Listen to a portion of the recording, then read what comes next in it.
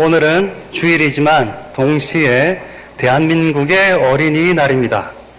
제가 어릴 때만 해도 주일에 어린이날이 겹치면 그저 학교 안 가는 날이 사라졌다는 마음에 그냥 아쉬운 마음에 눈물만 흘렸는데, 요즘에는 대체 공휴일이 있어가지고 아이들은 더 이상 그런 염려를 하지 않아도 됩니다. 그래서 초등학교 다니는 우리 아이는 노동절부터 쉬기 시작해서 내일까지 아주 푹 쉴 수 있게 되었습니다. 덕분에 아이의 엄마는 어떻게 되었을까요? 아기와 행복한 시간을 쭉 보낼 수 있게 되겠죠. 좋습니까? 예, 요즘 어린이날은 진정으로 어린이를 위한 날이 되었다고 생각이 됩니다. 어린이날은 어린이의 인격을 존중하고 행복을 도모하기 위해서 소파 방정환 선생님이 정한 기념일입니다. 원래는 5월 5일로 정하는 것이 아니라 5월 1일이 어린이날이었는데 그 날이 노동자의 날과 겹친 것이었습니다.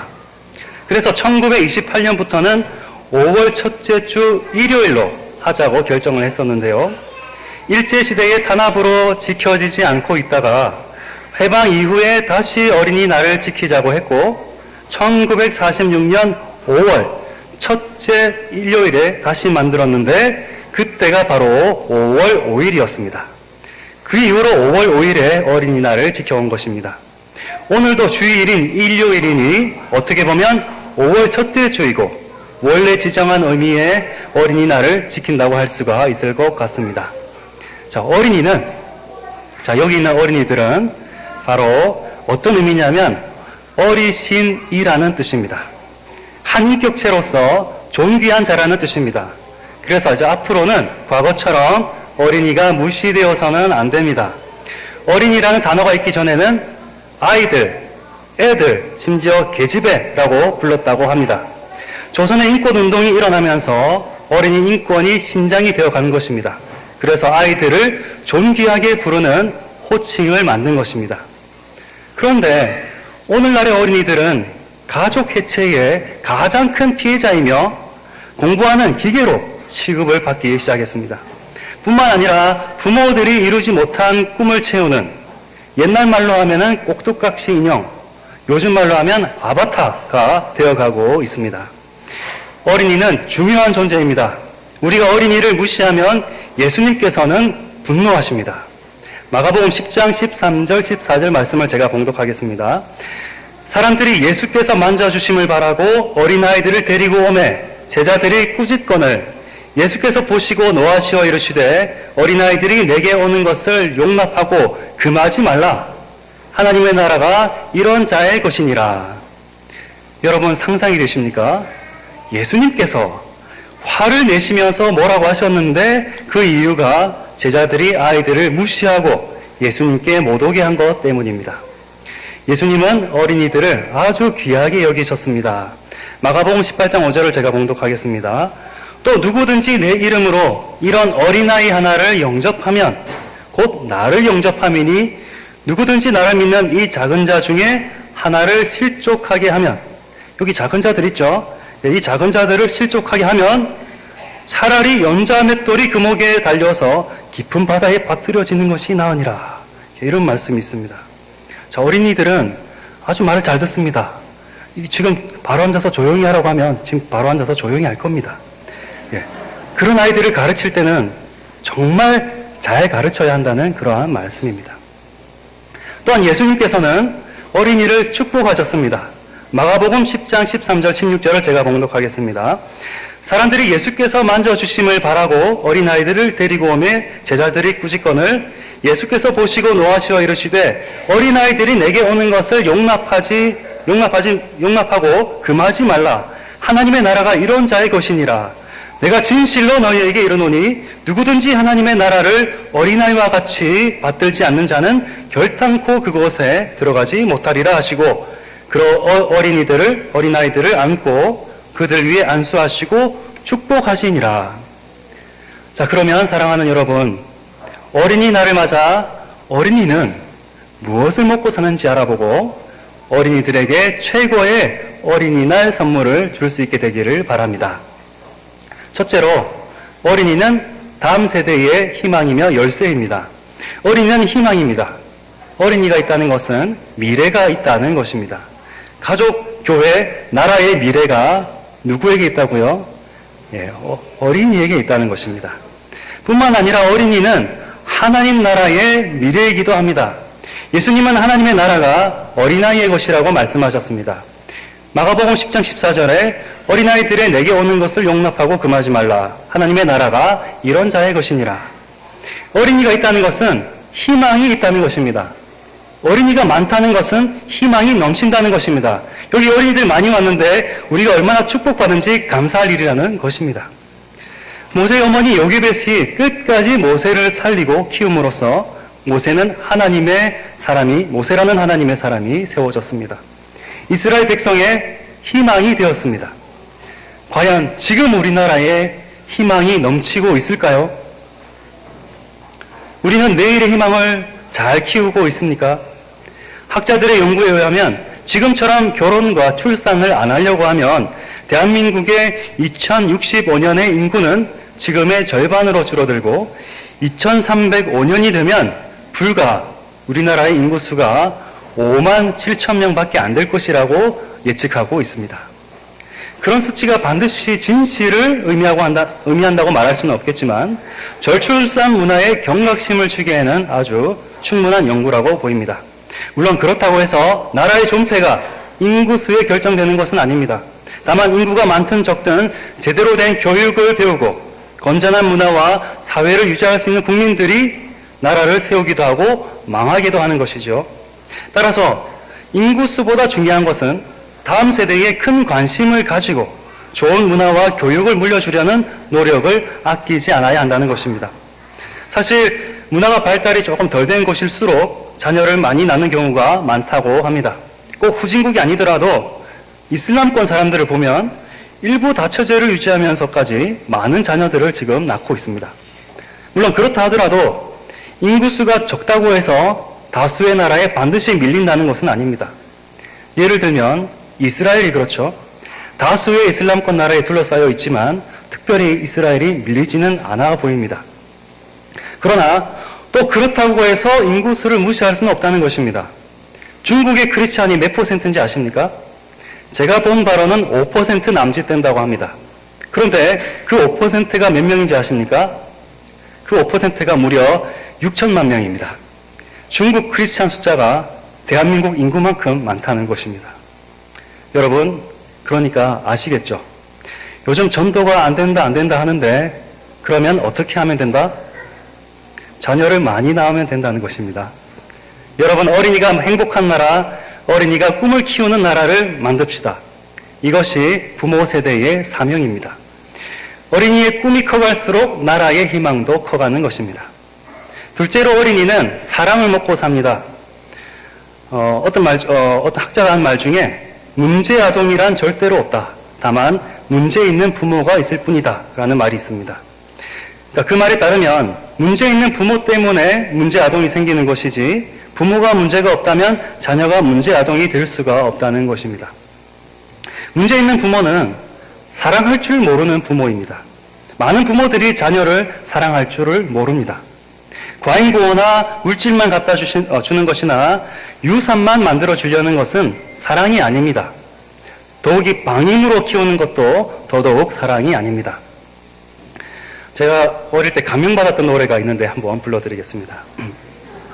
우리가 무엇을 좋아하는지 어른들은 몰라요. 제가 다 부르는 거 아니고 끊어서 부를게요. 장난감만 사주면 그만인가요?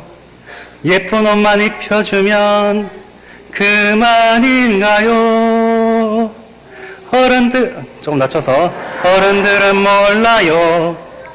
아무것도 몰라요.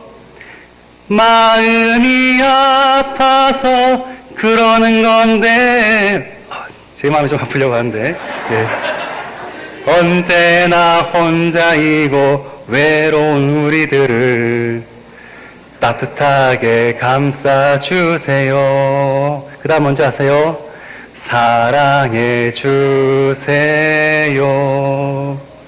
여러분, 부모의 손이 어린이들에게 제일 큰 사랑입니다. 부모의 체온을 느끼고 부모의 심장 소리를 듣게 해주고 부모와 대화의 그 기쁨을 누리게 해주는 것이 사랑이라는 것입니다. 하루에 몇 분이나 자녀와 대화합니까? 힘껏 아이를 안아준 적이 언제입니까? 예수님처럼 아이의 이름을 불러주고 우리 안아주도록 합시다. 아버지의 넓은 어깨를 기억하고 어머니의 따뜻한 품을 알고 가족이 화목한 식탁을 누리고 가족 예배의 기쁨을 체험하는 아이는 잘 될 수밖에 없습니다. 부모의 사랑을 받았기 때문에 자존감이 충만합니다. 사랑을 받은 대로 이웃을 사랑합니다. 효자 집에 효자가 납니다. 그렇게 안아주는 것 다음으로 필요한 것은 어른들의 아이들의 말을 들어주는 것입니다. 부모로서 가르쳐야 할 것들을 가르치고 교육을 하였으면 그 다음에는 아이들의 말을 들어주는 시간이 필요합니다. 그냥 듣는 것이 아니라 경청이라고 합니다. 귀를 기울여서 마음을 집중하여 아이의 말을 듣는 것입니다.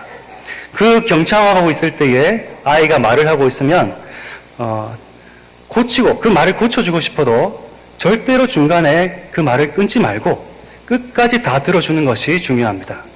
그리고 그 말에 대해서 판단하기 전에 일단 내 말하기 전에 그래 잘 들었다 라고 공감해 주는 것이 중요합니다. 경청과 이 공감 능력, 이 시대가 치유받고 회복되고 성장하는 방법의 키워드입니다. 그러한 부모의 노력으로 자녀들이 자긍심과 존중심을 갖춘 건강한 인격자가 됩니다. 바른 인격을 갖추면 어디에서나 인정받는 지도자가 될 수 있습니다. 셋째, 어린이는 기도를 먹고 삽니다. 어린이들에게는 7가지 호소가 있다고 합니다. 7가지 호소는 인정해 주세요, 보호해 주세요, 훈계해 주세요, 이해해 주세요, 가르쳐 주세요, 필요를 채워 주세요, 사랑해 주세요입니다. 자, 이 호소를 사람이 100% 채워줄 수가 있습니까? 많은 부모가 자기 힘으로 어떻게든 해보려고 합니다. 그러나 어린이들의 호소에 100% 응답할 수 있는 분은 누구일까요? 오직 하나님 뿐이십니다. 아이들을 우리는 하나님 손에 맡겨야 합니다. 하나님께서 우리의 어린이들을, 아이들을 키워주십니다. 여러분, 아침 저녁으로 아이들 머리 위에 손을 얹고 기도해 줍시다. 기도의 옷을 입혀서 세상에 보냅시다. 믿음의 위인들은 모두 부모의 기도로 성장했습니다. 부모가 기도하면 하나님께서는 기적을 베풀어 주십니다. 부모가 기도하면 자녀들은 믿음의 거목이 됩니다. 예수님처럼 아이들의 머리에 손을 얹고 매일매일 기도해 주시는 여러분들 되시기를 바랍니다. 기도하면서 지금 흘린 부모의 이 눈물은 부모에게 영광의 면류관이 됩니다. 기도로 키운 자녀들로 인해서 하나님께 상을 받습니다. 넷째, 어린이는 칭찬을 먹고 삽니다. 칭찬이 좋다는 것을 모르는 사람은 아무도 없을 것입니다. 부모라면 칭찬이 자녀 교육의 핵심임을 잘 알고 있습니다. 그러나 알기는 하지만 막상 칭찬에 능한 부모는 많지 않습니다. 많은 부모들이 야단치는 것으로 하루를 보냅니다. 왜냐하면 어른들이 아이들의 결점만 보기 때문입니다. 99가지 실수투성이가 있다 하더라도 아이에게 한 가지 이상은 잘하는 것이 분명히 있습니다. 어른의 역할은 아이가 잘하는 그 한 가지를 찾아서 인정해주고 칭찬하는 것입니다. 성도들도 마찬가지입니다. 믿음이 충만하고 성령이 충만하면 생활이 바뀝니다. 그러나 사람이 바뀌는 것이 아닙니다. 마치 뜨거운 용광로 속에 들어가면 쇠붙이가 용광로 속에 들어가면 마음대로 녹아서 마음대로 작업이 되지만 꺼내서 식으면 다시 원점으로 딱딱하게 돌아가는 것과 같습니다. 그러므로 단점을 지적해서 장점으로 만들기보다는 장점을 찾아서 인정해주고 개발해 주어서 장점이 단점을 돕도록 만들어줘야 됩니다. 칭찬은 어린이에게 자신감을 심어주고 긍정적으로 만들어주고 강한 사람으로 키워줍니다. 어린이들은 칭찬을 하면 칭찬받을 일을 하고 비난을 하면 비난받을 일을 하게 되어 있습니다. 칭찬의 효과는 과학적으로도 증명이 되었습니다. 칭찬은 최고의 비타민입니다. 어린이를 칭찬해 줍시다. 부모의 칭찬은 하나님의 축복이 됩니다. 민수기 6장 27절 말씀입니다. 그들은 이같이 내 이름으로 이스라엘 자손에게 축복할지니 내가 그들에게 복을 주리라. 제가 초등부에서 칭찬을 얘기하다가 칭찬의 업그레이드 버전을 알려주었습니다. 칭찬의 업그레이드 버전을 어떻게 알려줬냐면은 그림 그리듯이 그냥 잘했습니다가 아니라 선생님이 이렇게 잘 해주셔서 제 마음이 마치 하늘을 나는 것처럼 밝은 햇살을 받는 것처럼 매우 기쁩니다. 이렇게 했더니 선생님들이 어떻게 반응하시는지 아십니까? 제가 안 본 것 같지만 다 봤습니다. 이러고 있었습니다. 이게 뭐냐면 오글거린다는 뜻이죠.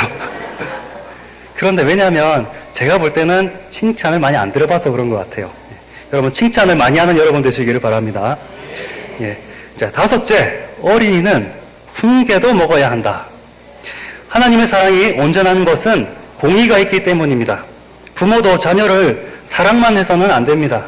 훈계할 줄 알아야 됩니다. 훈계와 징벌은 다른 것입니다. 훈계가 자녀를 바로 세우기 위해서 훈련시키는 것이라면 징계는 위반에 대해서 벌을 가하는 것입니다. 훈계가 자녀의 미래에 바른 행동을 하도록 돕는 것이라면 징계는 과거의 잘못에 초점을 맞추는 것입니다. 훈계받는 아이는 사랑받는다고 느끼고 있지만 징계받는 아이는 두려움과 죄의식에 사로잡히게 됩니다. 성경은 내 생각대로 훈계하는 것이 아니라 오직 주의 교양과 훈계로 하라고 말씀하셨습니다. 주의 훈계란 성경 말씀으로 훈련시키라는 것입니다. 많은 부모들이 원칙 없이 자녀를 양육하는 것을 봅니다. 부모의 기분에 따라서 옳고 그름을 결정하려고 합니다. 하나님의 꿈이 아니라 부모의 꿈을 강요하기도 합니다. 그러나 우리의 훈계는 성경 말씀이 기준이 되어야 합니다. 성경 말씀이 아이들의 영혼에 새겨져 있어야 합니다. 잔인한 영상물이 요즘에 많이 보이고 그러한 게임들이 아이들을 사로잡게 해서는 안 됩니다.